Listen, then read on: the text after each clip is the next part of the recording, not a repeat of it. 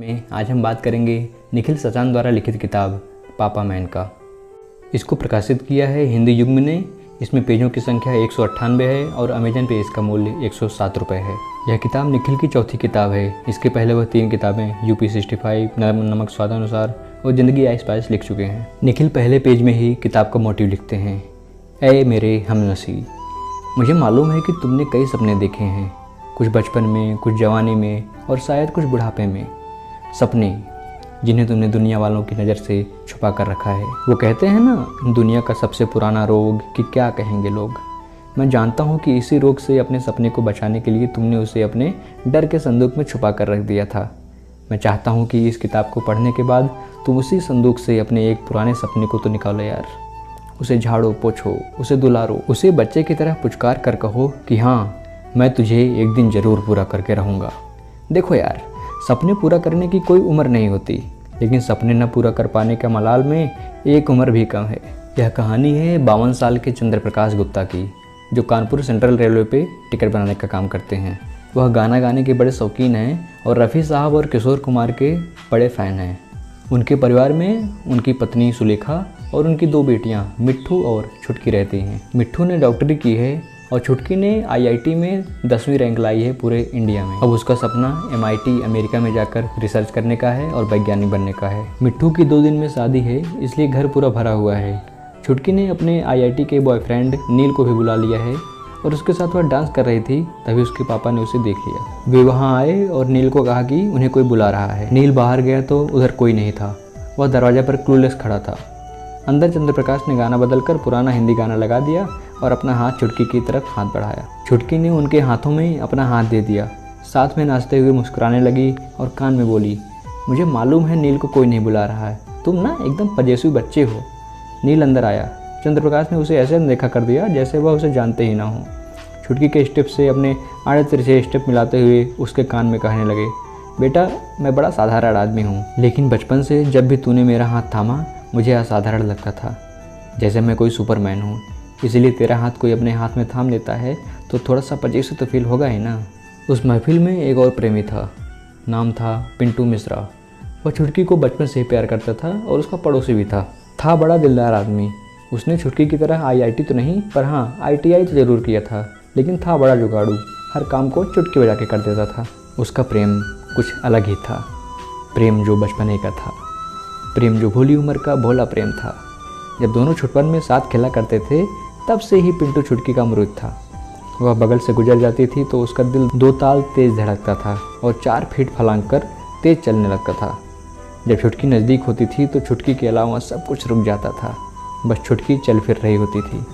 वह छुटकी के प्रेम में मलंग हुआ जाता था, लेकिन उसने कभी छुटकी से अपने प्रेम का इजहार नहीं किया, क्योंकि उसे लगता था कि वह छुटकी के लायक नहीं है। वह अपने दोस्त अनु अवस्थी से अक्सर कहता था, अबे चाँद हमारे तुम्हारे जैसे लोगों के उचक के छूने के लिए नहीं होता, दाग लग जाता है। दूर से जितना देखना है देखो और उस पर लिखो गाने और कविता। शादी की रात चंद्रप्रकाश ने भी दिल खोल कर ढेर सारे गाने गाए। लोगों ने बहुत तारीफ़ें की। कुछ ने कहा कि आपको तो फिल्मों में गाना चाहिए। उनके दोस्त किशन सिंह ने उनको मुंबई आने के लिए इनवाइट भी कर दिया। अगले दिन मिट्ठू की विदाई होने वाली थी। पूरा माहौल गमगीन था। किसी तरह उसकी विदाई हुई। मिट्ठू के जाने से पूरा घर खाली हो गया था, लेकिन चंद्रप्रकाश के मन में अब भी ढेर सारी वाहवाहियाँ दौड़ रही थी और वह सिंगर बनने का सपना देखने लगे थे। एक दिन उन्हें माइनर हार्ट अटैक आया। उसके बाद से उन्हें लगने लगा कि ज़िंदगी में कुछ नहीं है और उन्हें सिंगर बन ही जाना चाहिए। उन्होंने यह इच्छा पत्नी से जताई। पत्नी ने कहा कि तुम्हारी उम्र हो गई है और अब बाकी बातें मत करो, लेकिन वह मान नहीं रहे थे और यह बात मोहल्ले में पूरी तरह फैल गई थी। और जैसा कि अक्सर हुआ करता है, जब छोटे शहर का एक मिडिल क्लास आदमी लीक से हटकर कोई सपना देखता है तो वह उपहास का पात्र बन जाता है। पूरे मोहल्ले में हल्ला हो गया कि चंद्रप्रकाश पगला गए हैं। मोहल्ला शब्द में हल्ला शब्द शायद इसीलिए समाहित है। लोग घंटों चुटकुले की तरह इस बात की जुगाली करते हैं कि बताओ, इस उम्र में बम्बई जाकर गवैये बनना चाहते हैं, बड़े कुमार सानू बने फिर रहे हैं। अभी जब बम्बई जाकर दर दर की ठोकर खाएंगे तब अकल आ जाएगी। बताइए, सरकारी नौकरी छोड़कर जा रहे हैं, वो अभी रेलवे में क्लर्क की। पत्नी सुलेखा का तो रो रो कर बुरा हाल था। उसे लगता था कि अब ये तो पागल हो गए हैं। उसने अपनी बेटियों को ससुराल से और हॉस्टल से बुलवा लिया था।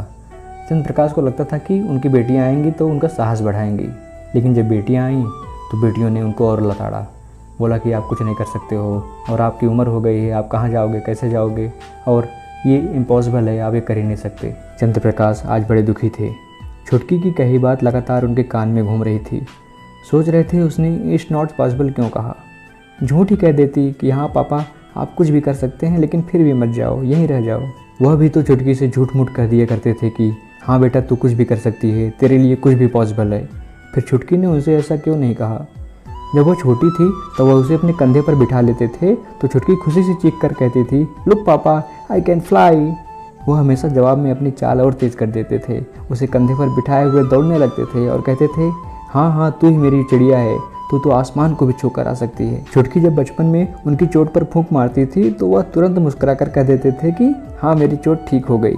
ऐसा कह देने से चोट भी ठीक हो जाती थी। कई बार किसी का दिल रखने के लिए प्यार से बोला गया झूठ भी सच हो जाता है। छुटकी उनका दिल रखने के लिए आज झूठ कह देती तो उसका क्या चला जाता। चंद्रप्रकाश अब बड़े अकेले हो गए थे। उनका कहीं मन नहीं लगता था। इधर छुटकी और नील एक इनोवेशन में भाग ले रहे थे। उन्होंने पिंटू को भी कहा कि तुम भी भाग ले लो। नील पिंटू से जलता था, इसलिए वह चाहता था कि पिंटू भाग ले और उसका मजाक बनाए। पिंटू ने भी हाँ कर दी।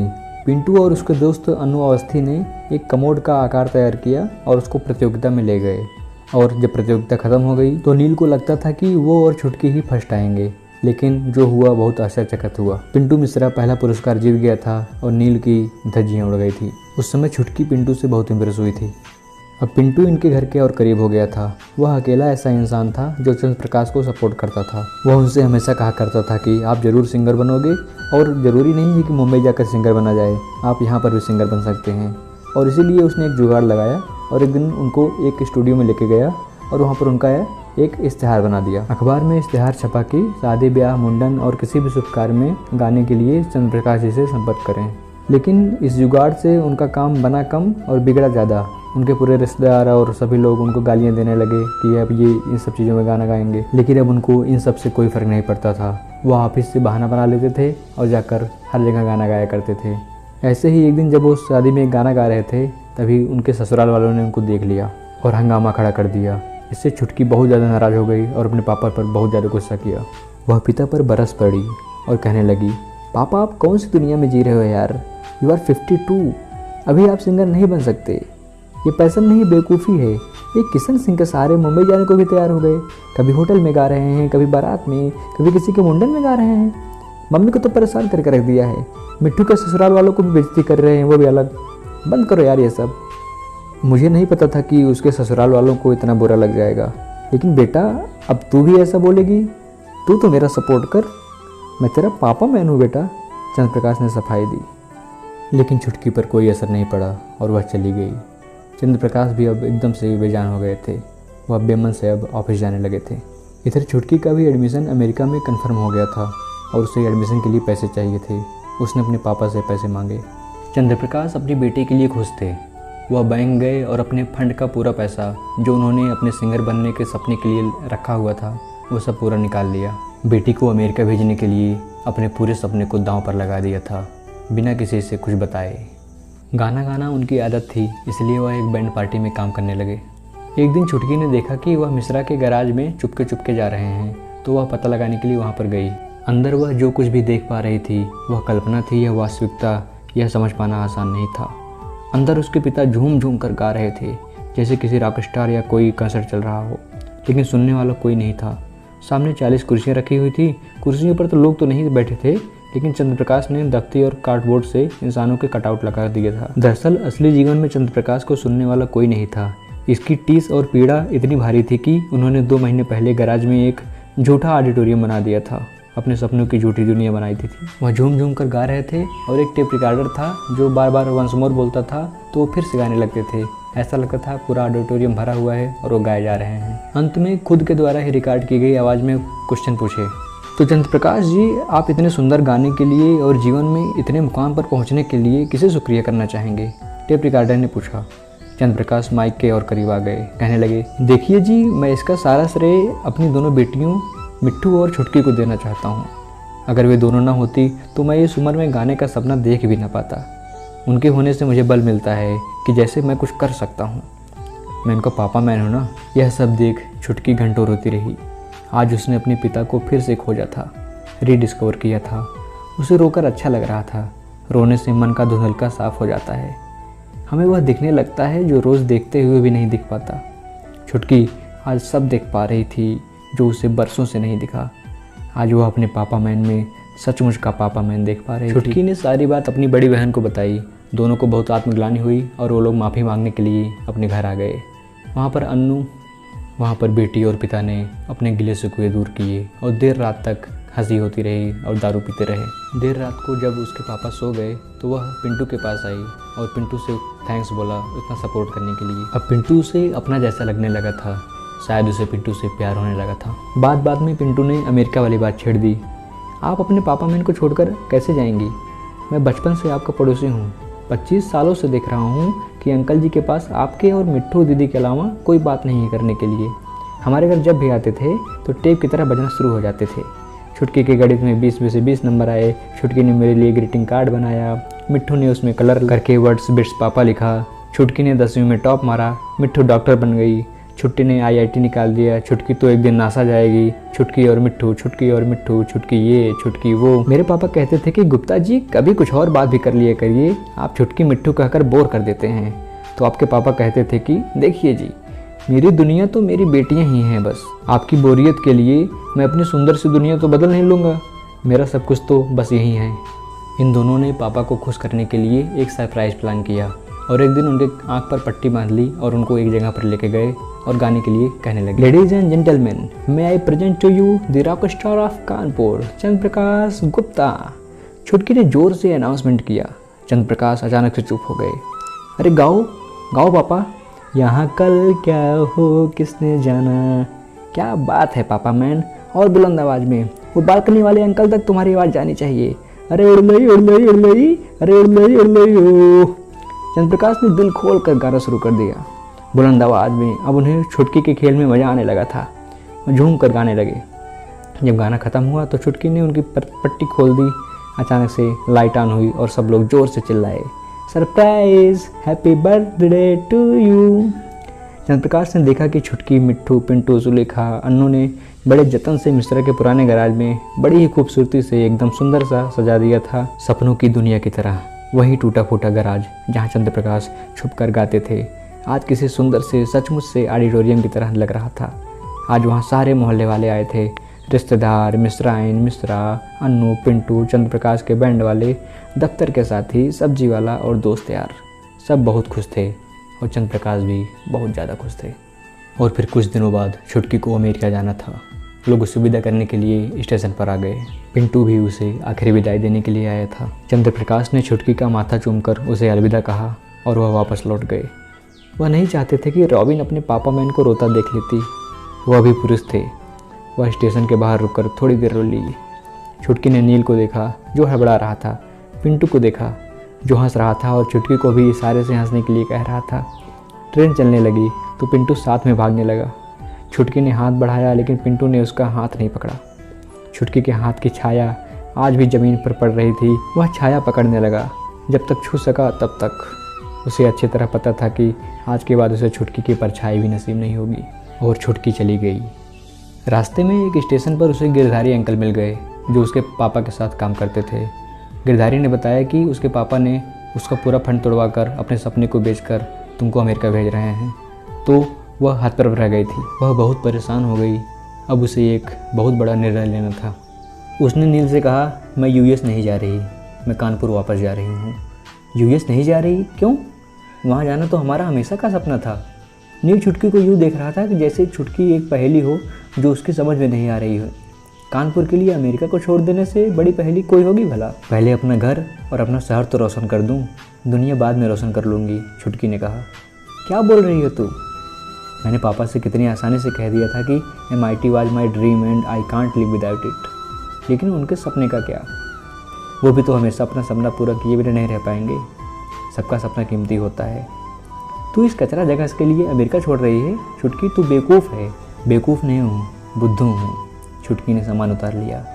नील ने आज उसे बेवकूफ़ कहा था। पिंटू तो इसी बात पर मर मिटा था कि छुटकी ने उसे बुद्धू कह दिया था। वह अचानक से पिंटू को बहुत मिस करने लगी थी। मुझे अभी अभी समझ आया है कि कभी कभी किसी और का सपना पूरा करने से जो खुशी मिलती है वह अपना सपना पूरा करने से भी नहीं मिलती। जो खुशी पिंटू के चेहरे पर देखी थी मैं वहीं पापा के चेहरे पर देखना चाहती हूँ। तू नहीं समझेगा। Best of luck. और फिर छुटकी भागकर वापस कानपुर आ गई अपने पिता का सपना पूरा करने के लिए। उसने उनका इस्तीफ़ा दिलवाया और मुंबई जाने के लिए तैयार कर लिया और सब लोग हंसी खुशी स्टेशन पर आ गए थे।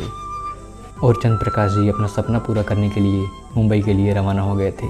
ट्रेन में किसी ने उनसे पूछा आप कहाँ जा रहे हैं, तो उन्होंने कहा सिंगर बनने। पैसेंजर ने पूछा क्या बनने? सिंगर हैं इस उम्र में? पैसेंजर हैरानी से चंद्र प्रकाश के चेहरे पर उनकी उम्र को देख रहा था। आदमी भले ही बूढ़ा हो, उसकी कोशिश जवान होनी चाहिए, और बुढ़ापा तो ज़िंदगी का स्लॉग ओवर है, उसे फ्रंट फुट पर खेलेंगे तभी छक्का मारेंगे, कहकर चंद्र प्रकाश जी खिलखिलाकर हंसे। ट्रेन का पूरा डिब्बा गुलजार हो गया था। चंद्र प्रकाश जी मुंबई पहुँचे और वहाँ पर उन्हें तुरंत काम भी मिल गया। इसके आगे निखिल सजान जी कहते हैं आप लोग अगर मुझे माफ़ करें तो मैं इसके आगे की कहानी आपको नहीं बताना चाहूँगा, क्योंकि इसके आगे की कहानी बताने से यहाँ तक की कहानी लिखने का मकसद बेकार हो जाएगा, क्योंकि फिर आप चंद्र प्रकाश की सफलता और असफलता में ज़िंदगी के मायने खोजने लगेंगे। यह सवाल एकदम फिजूल है कि वह सफल हुए या नहीं, बड़े सिंगर बने या नहीं, मुंबई जाकर पिस गए या साबुत बचे रहे, क्योंकि जीवन सफलता और असफलता से परे है। सफलता की होड़ हमें जीवन का आनंद ही नहीं लेने देती। सफल होने की ख्वाहिश में हम जीवन का रस लेना भूल जाते हैं। हम ये भूल जाते हैं कि हमने सपना क्यों देखा था। सपना तो हमने अपने आनंद के लिए देखा था ना। इसलिए कहानी के आखिर में ज़रूरी बस यह है कि चंद्र प्रकाश ने बम्बई जाने की ट्रेन पकड़ ली। ज़रूरी बस यह है कि उसने बुढ़ापे में भी सपना देखा। ज़रूरी बस यह है कि उन्होंने सपना देखा। ज़रूरी बस यह है कि वो अपने गंतव्य के लिए निकल पड़े। ज़रूरी बस यह है कि हम अपना भुलाया हुआ सपना वापस देखें और उसे पूरा करने के लिए निकल पड़ें।